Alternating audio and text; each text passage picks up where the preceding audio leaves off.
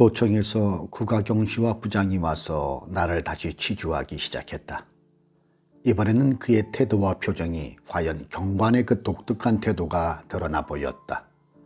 그는 엄한 어조로 그대는 신사참배하는 것을 어떻게 생각하는가? 예수인인 나는 신사참배는 우상하게 절하는 것이니까 하나님의 제1, 제2 계명을 범하는 것으로 믿습니다. 기독교인이 예수를 하나님으로 믿는 것 같이 일본인은 2000년 동안 아마테라스 오미가미가 우상이 될 수 있는가? 하나님의 모든 신이라 부르는 것은 그 이름이 크든 작든 모두 우상입니다. 나라에서 절을 하라고 하면 우상을 알아더라도 해야 하지 않는가? 하나님께서 하지 말라고 하신 것을 뻔히 알면서 하나님께 불복종하는 일은 죽는 안에 있더라도 하지 못합니다. 하나님께는 순종이 되지만 국가에 대해서는 역적이 되지 않는가? 국가는 엄연한 법과 규례가 있어서 그 법과 규례에 따라서 국민을 다스리는 것인데 국민들이 이 법은 저래서 못 지키고 저 법은 이래서 못 따라가겠다고 하면 어떻게 국가가 설 수 있겠는가? 하나님의 법과 규례는 국가 위에 있습니다. 따라서 국가의 법과 규례는 의뢰의 하나님의 법과 규례 밑에 조성되어야 하는 것입니다.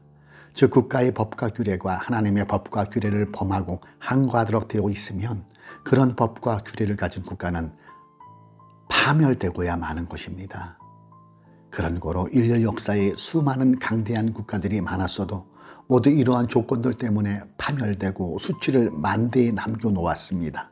국가나 개인이나 간에 하나님의 법 위에 서는 것은 모두 파멸을 초래하는 것입니다. 그것은 하나님이 우주를 창조하시고 또 지배하시기 때문입니다. 그러면 일본도 하나님의 법을 거역하는 것이 된단 말인가?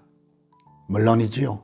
일본이 하나님을 거역하고 큰 범죄를 감행하는 증거가 무엇보다도 먼저 우상을 하나님보다 더 높이고 자랑하고 교만해진 것이고 또 이것을 그릇되다고 생각하고 하나님의 법을 거역하지 못하는 충성된 예수인의 지도자들을 잡아다가 살인 강도자같이 몽둥이와 장작개비와 가죽띠로 때리고 차고 팔과 다리와 허리를 꺾고 또한 갖은 욕설을 다 퍼부으면서 굶기고 죽이고 하니 이런 것이 일본이 하나님을 거역하고 범죄하는 큰 증거입니다. 양같이 순에서 죽은 매를 맞으면서도 소리 한마디 지르지 않는 하나님의 종들을 하나님께서 어찌 안 돌아볼 수 있겠어요? 성경에 약속한 바에 의하면 원수 갚는 것이 내게 있다고 하셨습니다. 또한 신의를 존중한다는 일본의 국가 지도자들과 간원들이 믿음이 약한 예수인들을 협박 공갈로서 그들의 약점을 잡아 스파이를 만들어 진실한 예수인을 모두 잡아오고 거짓된 이들은 높여주니 이러한 나라가 설 수 있다고 생각합니까? 나는 이 모든 사실을 동경에 가서 국회의원들과 또 뜻깊은 대장들에게 모두 말했던 것입니다. 나는 의뢰의 죽음을 각오했었으니까 두려움 없이 자세히 다 말했습니다. 내가 이 세상에 나온 것도 이 사명 때문입니다. 그래서 하나님이 길러주셨으니까요. 일본의 신사는 일본 전체뿐만 아니라 만주와 중국과 전 동양에서 높이 들리워서 절을 받는 것을 아는가? 우상의 세력은 과거에도 그랬습니다. 일본의 현실은 안 보이시는가요? 젊고 씩씩한 젊은이들은 모두 전쟁터에 나가서 죽어버리고 일본의 부모들은 사랑하는 자식들을 전쟁에서 잃어버리고 젊은 여자들은 과부가 되고 어린아이들은 고아가 되니 일본 땅에는 울음과 탄식으로 가득 차 있지 않습니까? 경식께서 3일간만 고문을 받아보시죠. 형사들의 눈빛과 살기와 그 혹독한 매를 맞아보고 팔을 하나 꺾여 보시죠. 그리고 유지장밥을 3일간만 자셔보시고 몸에 가죽으로 살이 패어들어가게 모진 매를 맞아보고 고춧가루를 푸른 뜨거운 물을 코에 넣어보시죠. 그렇게 해도 예수인들은 예수님같이 고난을 겪어보려고 죄 없는 죄를 지고 아프다 소리 한마디 안 하고 그 고역을 겪습니다. 그런데 일본 경관들은 모두 눈이 어둡고 마음이 삐뚤어지고 정신이 마비되어서 그들을 살인 강도자같이 대접해요. 유대인들은 예수님을 십자가에 못 박았지만 일본인은 로마인들처럼 예수인들을 학살하고 있는 것이죠. 경식께서도 일본의 신이 전 동양에서 높임을 받는다고 하셨죠. 자, 사실 얘기를 들어보세요. 학교에서 학생들에게 일본 신을 사라고 해서 만을 사지 않으면 안 되니까 저마다 10전씩 주고 일본 신이라는 종이 조각을 한 장씩 싸서 집으로 가져오지요. 교장의 명령에 의해서 이 종이 조각을 책상 위의 벽에 높이 붙여놓고 아침 저녁으로 거기 절을 하고 일본이 전쟁에 이기게 해달라고 빌어야 한다고 했어요. 물론 어떤 아이들은 아무런 생각도 없이 하라는 대로 하는 아이도 더러는 있겠지만 거의 다 이 종이 조각을 변소에 걸어놓고 종이 더러운 종이 코 푸는 종이 똥 씻기의 종이 라고 장난하고 더럽게 취급하며 놀려대니 만일 일본 신이 정말 신이라면 이 당하는 모욕에 어떻게 일본을 도울 생각이 있겠어요? 만일 일본 신이 정말 신이라면 분하가 원통해서 그가 할 수 있는 제일 모진 벌을 일본 국민에게 드리지 않을까요? 그러면 그대는 일본이 망한다는 것인가? 회개하지 아니하면 일본뿐만 아니라 이 지구상의 어떤 나라나 또 개개인도 모두 다 하나님의 심판 자리에 서야 합니다. 일본이 회개 안 하고 신사참배를 강요하는 일을 그치지 않으면 그대의 생각에는 일본이 벌을 받는다고 하지만 우리는 우리의 일본 신이 그대의 하나님보다 더 높고 더 좋고 더 능력이 있어서 이 신을 잘 섬겨야만 지금같이 일본이 흥왕하고 강대하고 찬란해진다고 믿는데 그대가 그대의 멋대로 믿는 것 같이 우리는 우리의 전통과 역사에 의해서 믿는 것이니까 일단 국가에서 정해진 법칙이면 반드시 준행해야 하는 것이고 준행하지 않는 자는 법대로 처벌을 받아야 하는 것이 아니겠나. 그래서 이 법도를 지키는 자는 우리가 보호하는 의미가 있고 거역하는 자에게는 벌을 줄 책임이 있어 이와 같이 행하는 것이다. 그런데 성경은 민족 사상이 강한 몇 사람의 맹목적으로 광신에서 문제를 일으키므로 우리가 수습하지 않을 수 없는 것이다. 경신님께서는 하베키 중장이나 마스야마 대이사가 우가키 대장이 그렇게 무식한 사람인 줄 아세요? 히베키 중장과 야찌야마 대이사가 동경 후지미 교회의 장로인 줄 모르는군요. 또 전 한국 총독 우가키 대장도 매일 아침 성경을 꼭 한 장씩 읽고야 일을 시작한다는 것 모르세요? 그뿐인 줄 아세요? 야마시로 중장은 한 달에 한 번씩 궁중으로 돌아가서 천황과 그 가족을 위해서 정기적으로 기도해야 하는 임무를 수행하고 있는 것입니다. 또 동경제국대학과 경도제국대학을 비롯해서 일본의 유명한 대학교의 교수들 중에 독실한 기독교 신자가 얼마나 많은지 당신은 모르는 모양입니다. 당신의 세계 역사를 좀 읽어보시기를 나는 원합니다. 영국을 비롯한 구라파의 여러 나라와 미국의 최고 지도자들, 고관들, 귀족들이 그 어떠한 신앙으로 예수님의 이름을 만국에 높이 들어 섬기는가? 또 로마 제국의 멸망사를 읽으면 경신님 같은 분은 그래도 어느 정도의 판단이 있어지리라고 생각합니다. 성경은 모르신다고 해도 그래도 경신님은 고급 경관 아니세요? 세계 역사 정도의 상식은 있어야 하지 않겠어요? 뭐 세계 역사라고. 국가경사는 노기를 띠면서 반문했다. 나와 국가경 씨의 이 길고도 긴 문답은 우리들을 모두 흥분하게 했다. 나는 이 기회가 증거할 기회임을 알고 절대로 놓치지 않으려고 더 굳게 결심했다. 아무래도 죽은 몸인데 버젓이 말하는 것을 주님은 원하시는 것이고 또 이것 때문에 내가 아직 살아있는 것으로 믿어지기 때문이었다.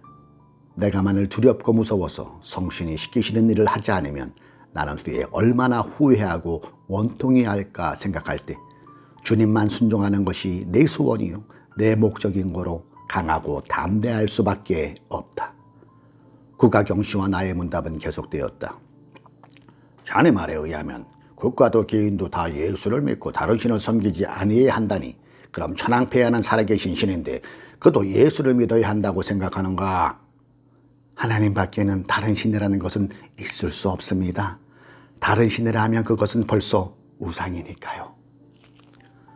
예수의 신은 죽은 신이지만 우리의 천황폐하는 살아계신 신인데 그것은 사람들이 그렇게 신이라고 만들어 부르는 것뿐이죠. 그러면 천황폐하도 예수를 안 믿으면 다른 인간들 같다는 말인가? 네, 천황폐하도 우리 같은 인간이시니까 예수님에게 구원을 받지 않으시면 인간과 똑같이 돌아가신 후엔 지옥으로 가신단 말입니다.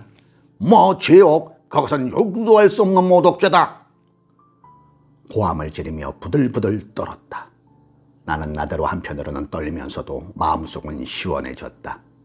사실 나는 내가 그렇게까지 담대하게 말할 줄 몰랐는데 나 자신도 놀라지 않을 수 없는 나의 대답이요 증거였다.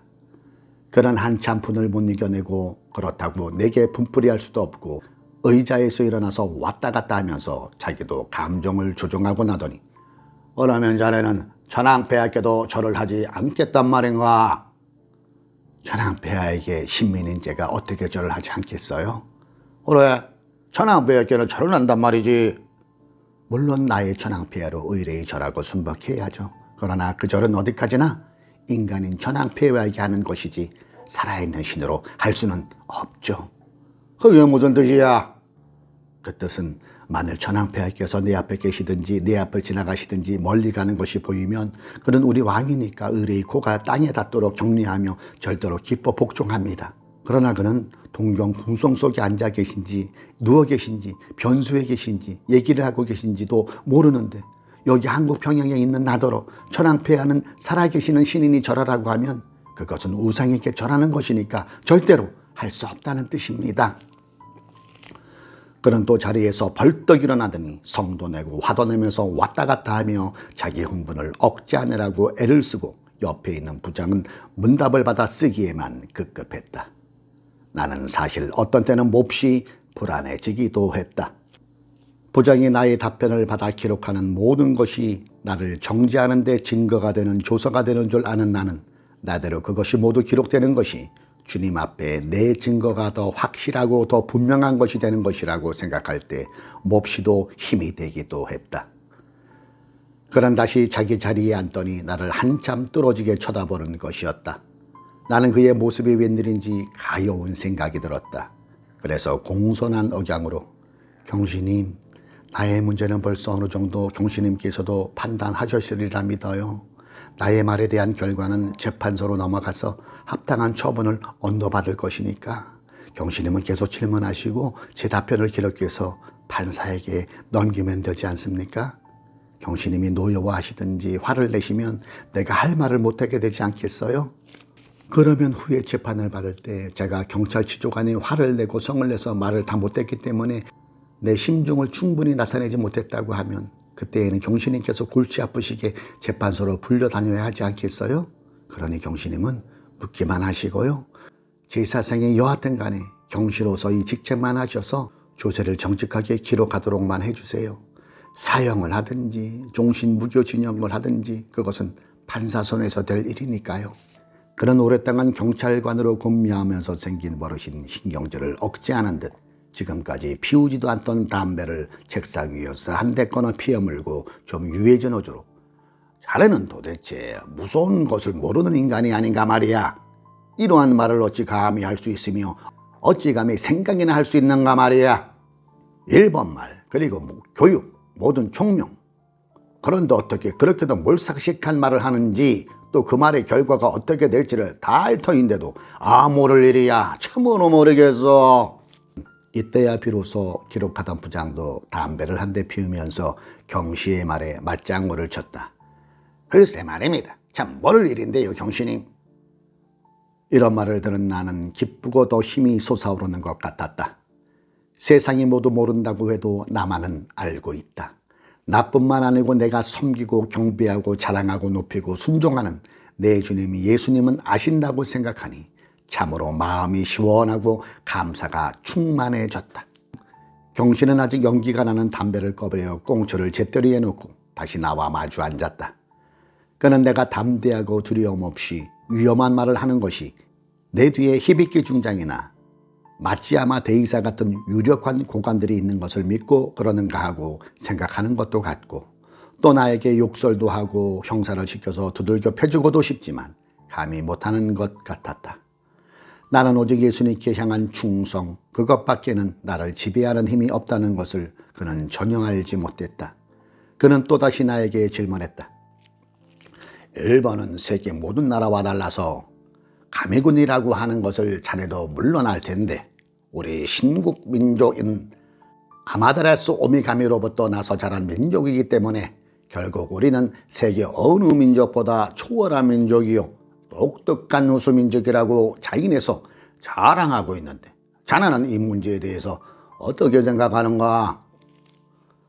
나는 소학교에서부터 귀에 못이 박히도록 아마테라스 오미가미이니 진무된 노니 기계셋지니 하는 것을 늘 들어왔지만 오늘과 같이 경관의 입에서 나를 정죄하기 위해 이런 문제를 끄집어 가지고 내 믿음을 판단하려고 달려드는 일이 생기리라고는 생각도 못했던 일이다. 나는 이 일에 대해서도 증거해야 될 의미를 느껴 답변했다. 세계의 사람들은 지구 위에 어느 땅에서 살든지 어떤 생활을 하든지 간에 성경 말씀에 의해서 누구나 다 노아의 세 아들로부터 나온 노아의 자손입니다. 하나님을 거역하고 죄악으로 세상을 채운 인간들은 그때의 지면에 쏟아진 하나님의 심판의 홍수로 인해서 다 죽어 없어지고 한 가족, 즉 하나님의 법도를 지킨 노아의 식구만 살려서 그 자손들이 다시 번식해서 이 세계는 인간들로 다시 채워진 것입니다. 초월한 우수민족이나 그렇지 못한 열등민족이나 다 노아의 자손이며 또 세상은 다시 홍수 때와 같이 죄악으로 가득 찼습니다. 그게 도대체 무슨 뜻인가?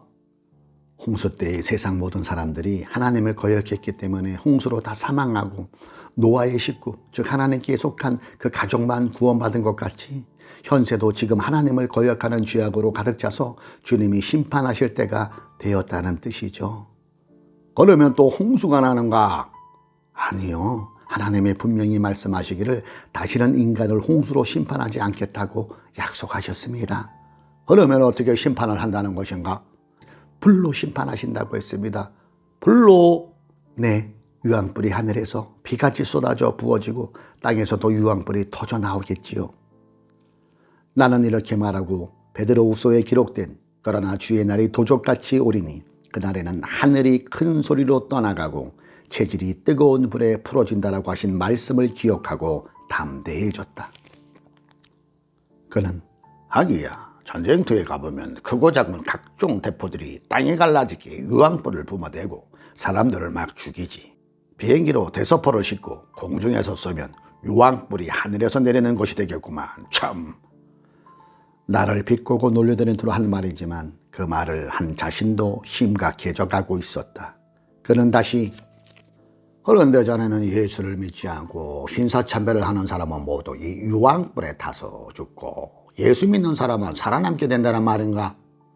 그것은 잘 몰라서 분명한 것은 말 못하겠어요. 예수를 믿지 않고 우상을 섬기는 사람은 죽어서 반드시 지옥에 간다고 성경 말씀에 있으니 그렇게 믿습니다. 그러나 예수를 안 믿고 우상에게 절하는 사람은 유황불에 다 타 죽는다는 것은 분명치 않아요. 유황불에 안 죽는 사람도 있을지 모르니까요. 그러나 여하간 유황불이 쏟아져 터지는 것은 사실이에요. 우상 숭배하는 사람이 세상에서는 유황불에 안 죽더라도 병이 나서 죽어도 지옥에 가는 것이니까요. 그는 내 말에 기가 막히고 어이가 없어 웃어버렸다. 그리고 그를 받아쓰고 있던 부장도 붓대를 놓고 같이 웃었다. 그는 다시 그러면 천황폐하 즉 살아계신 왕도 신사에 절하시고 예수님을 안 믿으시니까 지옥에 가신단 말인가? 네. 나는 분명히 또렷이 대답했다. 그는 한참 동안을 나를 쳐다보았다. 나도 똑바로 그를 마주 쳐다보았다. 얼마 동안이나 나를 한참 쳐다보던 그는 자네는 자네가 한 말이 앞으로 어떠한 불황을 가져올 것인가를 잘 알고 말하는 것이겠지. 물론이죠. 나는 거짓말을 할 수가 없습니다. 예수님은 거짓 말씀을 못하시니까요. 웬일인지 그는 깊은 숨을 내쉬면서 자기 눈을 지그시 감아버렸다. 이것으로 나의 취조는 끝나는 것 같았다. 그들은 모든 소리를 싸가지고 도청으로 돌아갔다. 나는 나대로 몹시 흥분이 되어 있었다. 구가경씨가 떠나간 후 고등계 주임과 차석이 방으로 들어왔다. 도청에서 취조하러 경씨와 부장이 나오면 주임과 차석은 모두 다른 방으로 나가는 것이다. 그러나 방마다 칸을 막았다고 해서 문도 열려있고 칸막이 높이가 사람 키 정도밖에 안 되기 때문에 칸막이 위로는 모두 통하게 되어 있어서 나와 구가경씨와의 문담 내용을 들을 수 있었던 모양이다. 취조를 마친 나는 참으로 마음이 신기하기만 했다. 마음이 그윽해지고 전신이 마치 노래를 부르는 것 같이 기쁘고 상쾌했다. 사도 바울이 내 능력이 약한 데서 온전하여 짐이라고 한 말이 기억되었다. 나같이 약한 것도 주님을 증거할 수 있는 능력을 받은 것을 감사했다. 많은 사람들 중에도 가장 미약하고 가치 없고 아무것도 아닌 것이 그 높으시고 의로우시며 참되시고 살아계심을 증명했다는 일은 참으로 너무도 넘치는 영광이 아닐 수 없었다. 주임이 나를 불렀다. 공손히 대답하는 나에게 이리 좀 가까이 오시오. 안양은 우리가 도무지 이해할 수 없는 일을 하니. 나는 그대로 앉은 자리에서 가까이 안 가도 말씀하시면 잘 들을 텐데요. 그래, 안양은 도대체 무엇을 하려고 하는 거요? 안양은 여하튼 간에 이 유치장에서 옥살이를 할 이유가 무엇이요? 왜 자기를 큰 범죄자로 만들려고 하는가 말이요? 왜? 무엇 때문에 자기 자신을 큰 모독범을 만들려고 하는지 나는 도무지 이해할 수가 없단 말이요. 그는 입맛을 다시고 나서 안양은 마치 마른 나뭇가지를 쥐고 활활 타오르는 불 속으로 달려들어가는 사람 같소. 왜 당신은 좀 더 지혜 있게 하지 않느냐 말이요? 응? 그는 화가 치밀어 올라오는 것을 참으려는 듯 담배를 한 대 피워 물었다. 그래도 나는 조금도 그의 말을 받아들일 기분이 아니었기 때문에 다만 미소만 띄우고 태평한 태도로 앉아 있었다. 그는 다시 왜 위험한 말을 자꾸 조수에 쓰도록 하는가 말이오. 천황폐하가 지옥으로 가신다느니 신이 아니라느니 신도는 모두 우상이라느니 모두 멸망해서 꺼져 없어져 버린다느니 하니 그것이 도대체 무슨 말이오? 사실인 것을 그럼 어떻게 하지요? 사실인지 거짓인지 어떻게 알아? 응? 성경에 기록되었으니 하나님은 거짓 말씀 못하시니까 사실이죠. 그런 말은 모른다고 하면 되지 않소? 국가경시와 검사들이 별별 무서운 제명을 다 만들어 붙여도 그것은 나에게는 문제가 아니에요. 판단하시고 정죄하시는 분은 오직 하나님 한 분밖에는 없으니까요. 하나님이 정죄하지 않으시면 아무도 저를 정죄 못합니다. 저는 하나님 앞에 정죄받지 않기 위해서는 정직한 말을 할 수밖에 없습니다. 사람들이 아무리 무지하다고 해도 하나님이 정죄하시면 그것은 그야말로 무서운 일이니까요. 나는 하나님이 정죄하지 않으시니까 무서운 것이 없습니다. 하나님이 정죄하지 않으시는 자를 누가 감히 어떻게 하겠어요? 사람이 정죄한다는 것쯤은 하나도 무서울 것 없지요. 나는 흥분되어 오는 것을 참을 수가 없어서 계속해서 말했다.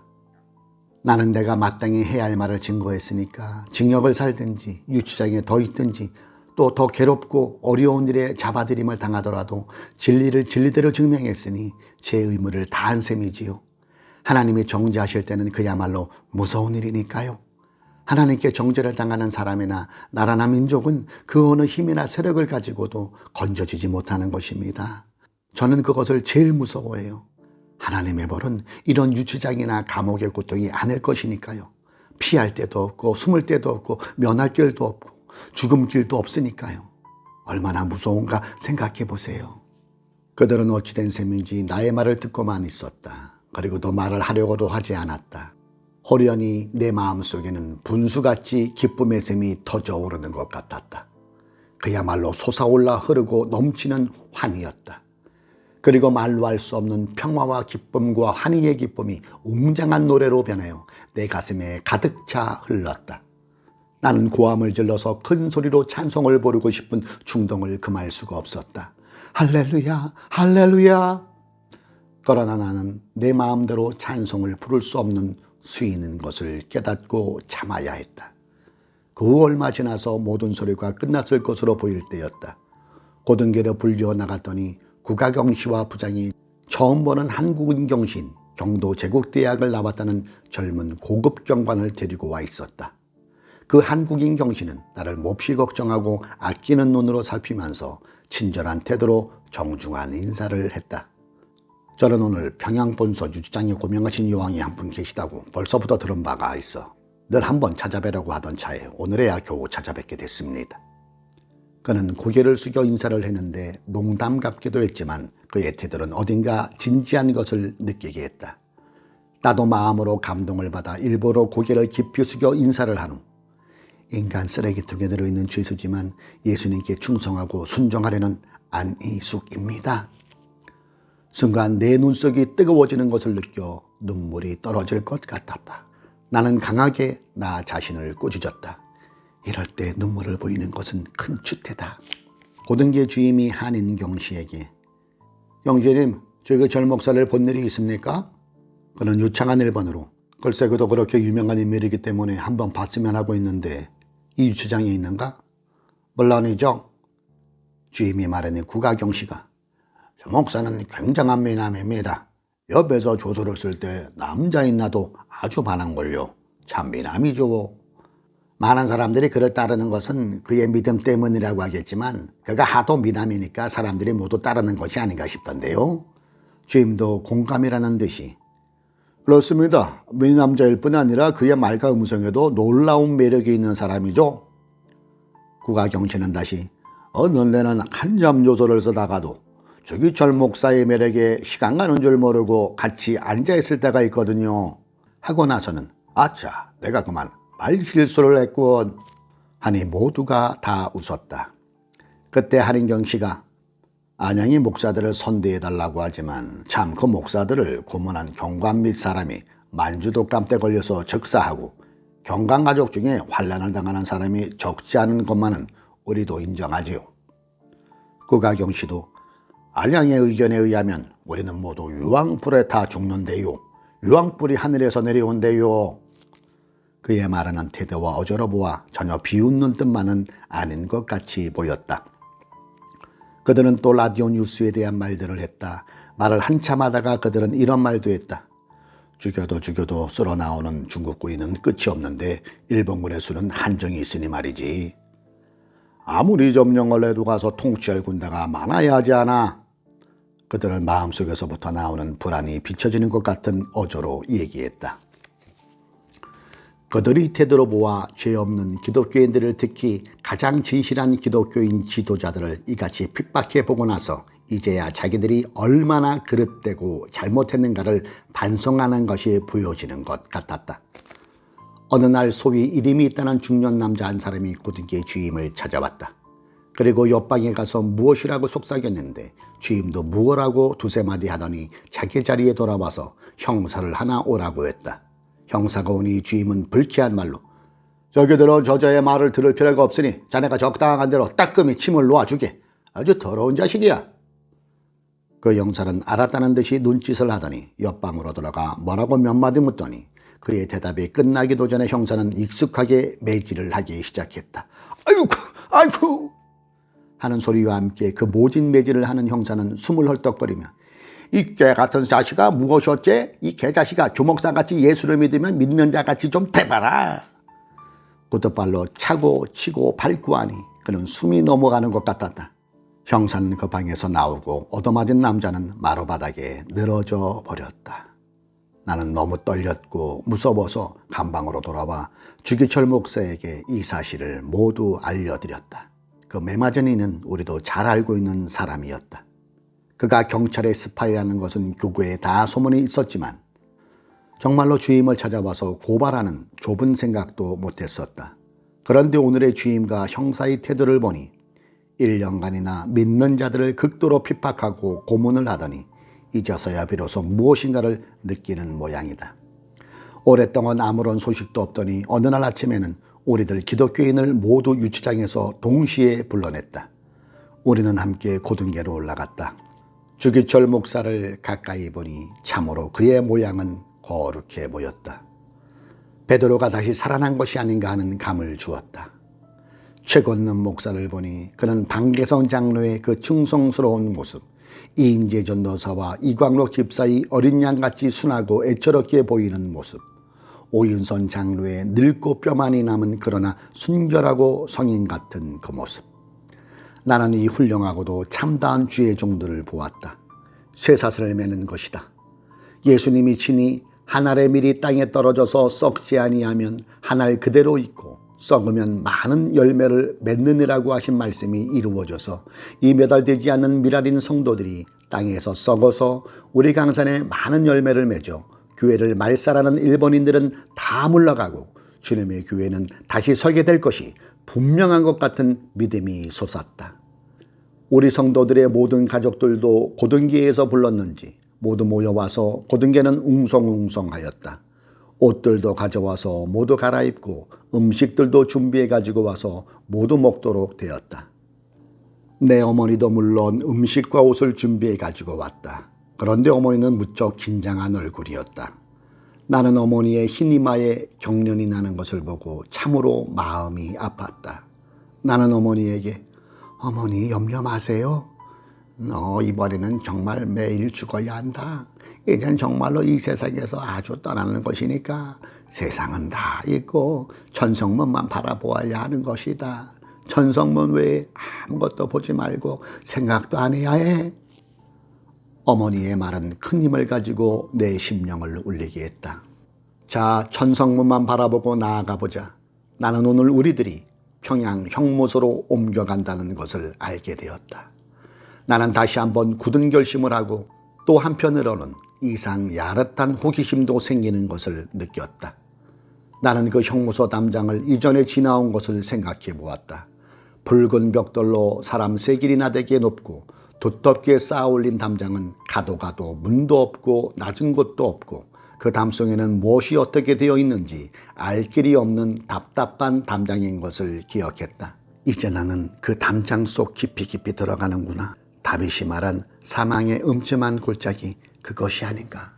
할렐루야. 사망의 음침한 골짜기로 다닐지라도 해를 두려워하지 않을 것은 주께서 나와 함께 하심이라. 주의 지팡이와 막대기가 나를 안위하시나이다. 그렇다. 주께서 안위하시면 무서운 것이 없다. 주께서 안위하신다면 겁날 것이 무엇이랴. 나는 호련히 어렸을 때 꾼 꿈이 생각났다. 나는 높은 그네에 앉아서 사면을 보니 온 천하가 전쟁이 나고 마귀 원수들이 요란한 소리를 내며 나를 찾으러 다니는데 그들은 모두 땅만을 보고 찾아다니고 있었다. 나는 높은 그네 위에서 그들을 내려다보고 있는데도 원수들은 나를 알지 못했다. 나는 장난삼아 내가 높이 있다고 고함을 질러도 원수 악마들은 내 소리를 들으면서도 위를 쳐다보지 못하고 나를 찾아만 다니는 것이었다. 나는 내가 타고 있는 그네줄이 어디에 매어 있는가 하고 보니 그네줄은 맨 곳도 없는데 줄이 든든하게 나를 태운 채 흔들리지도 않았다. 깨고 나니 꿈이었는데 나는 하나님의 그네줄이 환난당하는 나를 태워주시는 것이라고 생각하였다. 보자, 가보자. 위험하면 할수록 나는 주님 진리로 역사하시는 것을 볼 수 있는 기회가 될 것이다. 힘이 들면 들수록 예수님의 도우심을 바로 눈으로 볼 수 있게 될 터이다. 내가 믿는 이 믿음이 이제야 똑바른 노선에 올라선 셈이 된다. 보자, 예수님이 하신 말씀이 그 얼마나 내 믿음을 증명하여 주실 것인가. 보자, 믿음이라는 그것이 이러한 때 그 어떠한 광채를 내는 것인가를. 참으로 나의 믿음이 그 어떠한 가치를 발휘하며 또 나는 어떠한 태도로 이 풀무 속으로 들어가 녹아지는가를 보고 싶었다. 또한 나는 참으로 마음의 역사와 결과를 보려는 큰 기대와 모험심이 내 마음속에서 불같이 타오르는 것이 기뻤다. 옛날 큰 핍박시에 예수의 이름을 부르며 사자밥이 되고 기름가마에 들어가고 십자가에 죽고 굶어 죽고 맞아 죽고 한 성도들의 그 믿음이 그 어떠한 상태로 역사였던가 보고 체험할 때가 왔다. 아직도 나 자신을 알 수 없다. 나는 생각하기를 사자가 달려들어올 때 천성문을 바라보며 예수님만 생각하다 사자에게 물려 목숨이 끊어져 버린 것이 아니었을까도 했다. 또 옛날같이 십자가에 매달아 놓고 피가 다 빠져서 죽도록 오래 고통하는 일은 몹시 주저할 수밖에 없는 어려운 일이겠지만 지금은 목을 달아매면 3분 내에 죽는다고 하니 그것은 무엇보다도 쉬울 것 같았다. 그들이 나를 죽인다면 문제는 간단하고 쉽다고 생각했다. 그러나 이들은 우리를 감옥에 가두고 10년이나 20년이나 우리 생명이 붙어있는 한 우리를 먹이지도 않고 고통을 주면 그 고통도 고통이려니와 나는 무엇보다도 추운 겨울에 그 동장군을 어찌 싸워 견딜 것인가가 큰 문제였다. 그러나 또 다음 순간에는 겨울도 하나님이 지으신 것이니 무슨 도리를 만드실 것 아닐까 하는 생각이 들기도 했다. 내 마음을 가장 아프게 하고 걱정되게 하는 것은 어머니였다. 어머니가 나 위에 안타깝고 애처로운 심령으로 지낼 것을 생각할 때 참으로 내 앞은 어두워졌다. 그러나 나는 어머니까지도 주님이 도우실 것을 믿어야 하는 것을 깨달았다. 고등계 주임과 차석과 모든 형사와 직원들은 이날은 대단히 안색이 좋지 않고 우리들에 대하여 애통스러워하는 표정이 보였다. 얼마나 시간이 지났는지 차가 왔다는 보고가 왔다. 형사들은 모두 자기 뒷호주머니에서 수갑을 끄집어내더니 우리들에게 채웠다. 나를 맡은 유 형사도 수갑을 내서 내게 채우려고 하니 주임이 "아이, 채우지 마라" 소리를 질렀다. 나는 유 형사에게 "주임의 말을 들을 필요가 어디 있어요? 채우세요. 채워요." 손을 내민즉 그래도 유 형사는 채우지를 못하고 어쩔 줄을 몰라 했다. 나는 냉정히 "주임이 나에게 수갑을 채우지 말라고 할 권리가 없잖아요. 이것은 대일본 제국이 나에게 수갑을 채우는 것인데 왜 무엇을 주저하세요?" 하니 자석이 "안영의 말이 옳으네." 옆에 서 있으면서 이런 광경을 쳐다보고 있던 백 형사가 나도 차라리 안양과 같은 죄수가 되었으면 얼마나 행복했을까. 유 형사도 할 수 없다는 듯이 내게 "당신은 수갑은 차지만 여왕이나 다름없이 존경과 사랑을 받습니다. 참 부럽습니다. 미안해요." 수갑을 채우는데 유 형사의 말소리는 모든 성도들과 형사들과 주임, 차석과 모든 성도들의 가족과 나의 어머니까지도 다 듣고 있었다. 우리는 한 사람씩 형사에게 끌려서 방을 나섰다. 나는 주임과 차석을 쳐다보았다. 이미 여름은 지나 하늘은 푸르고 녹기만 한 상쾌한 초가을인데 구름 한 점 없이 시원스러웠다. 이 창공은 지상에서의 이 인간들의 투쟁을 아무것도 모르는 듯 잠잠해 보이기만 했다. 성도들이 한 사람씩 수갑을 두 손에 찬 채 일렬로 서서 나오는 광경은 거룩하고 아름답기도 했다. 이 영광의 대열 속에 이 보잘것없고 거침없는 내가 한 사람으로 끼었다니, 이것이 사실이라니 굉장하구나. 나는 창공을 향해 소리 높여 찬송을 부르고 싶은 충동을 억제하기가 힘들었다. 우리를 태우려고 기다리는 자동차에 오르기 전에 나는 돌아서서 평양경찰서 건물을 바라보았다. 1년 동안 고생도 많았지만 충실히 증거할 수 있었던 평양경찰서야 1년에 수업증을 받고 나는 더 높은 급인 평양형무소로 옮겨간다. 너는 그동안 나에게 예수님 약속의 궤도에 나를 올라서게 해주었다. 천국에 가서도 너를 기억하마. 자동차는 우리들을 태우고 서서히 평양형무소를 향해 떠나갔다.